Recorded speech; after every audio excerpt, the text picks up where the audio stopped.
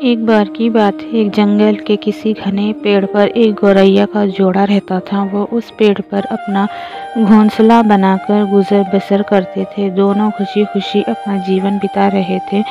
پھر آیا سردیوں کا موسم۔ اس بار بہت ہی کڑاکے کی ٹھنڈ پڑنے لگی۔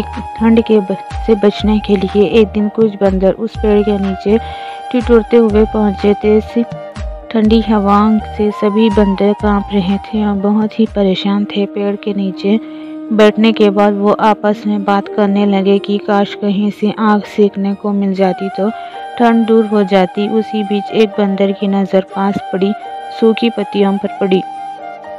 اس نے دوسرے بندروں سے کہا، چلو ان سوکھی پتیوں کو اکٹھا کر کے جلاتے ہیں۔ ان بندروں نے پتیوں کو ایک جگہ اکٹھا کیا اور انہیں جلانے کا اپائے کرنے لگے۔ یہ سب پیڑ پر بیٹھی گوریا دیکھ رہی تھی۔ یہ سب دیکھ کر اسے رہا نہیں گیا اور وہ بندروں سے بول پڑی، تم لوگ کون ہو؟ دیکھنے میں تو تم آدمیوں کی طرح لگ رہے ہو، ہاتھ پیر بھی ہیں، تم اپنا گھر بنا کر کیوں نہیں رہتے؟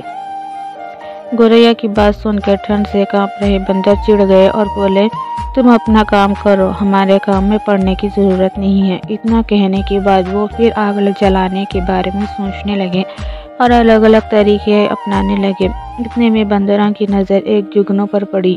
وہ چلانے لگا، دیکھو اوپر ہوا میں چنگاری ہے، اسے پکڑ کر آگ جلاتے ہیں۔ یہ سنتے ہی سارے بندر اسے پکڑنے کے لیے الگ الگ طریقے اپنانے لگے۔ یہ دیکھ چڑیا کی پھر بول پڑی، یہ جگنو ہے، اسے آگ نہیں سلے گی۔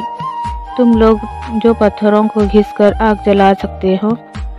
بندروں نے چڑیا کی بات کو انسنا کر دیا۔ کئی کوشش کے بعد انہوں نے جگنو کو پکڑ لیا اور پھر اسے آگ جلانے کی کوشش کرنے لگے، پر وہ اس کام میں کامیاب نہیں ہو پائے اور جگنو اڑ گیا۔ اس سے بندر نراش ہو گئے۔ اتنے میں پھر سے گوریا بولی، آپ لوگ میری بات مانیے، پتھر رگڑ کر آپ آگ جلا سکتے ہیں۔ اتنے میں ایک غصے ہوئے بندر سے رہا نہ گیا اور اس نے پیڑ پر چڑھ کر گوریا کے گھونسلے کو توڑ پھوڑ کر دیا۔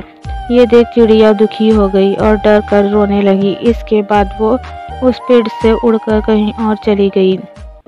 ضروری نہیں کہ ہر کسی کو گیان یا اپدیش دیا جائے، اپدیش اسی کو دیا جانا چاہیے جو سمجھدار ہو اور باتوں کو سمجھے۔ بیوقوف کو اپدیش دینے سے خود کا ہی برا ہو سکتا ہے۔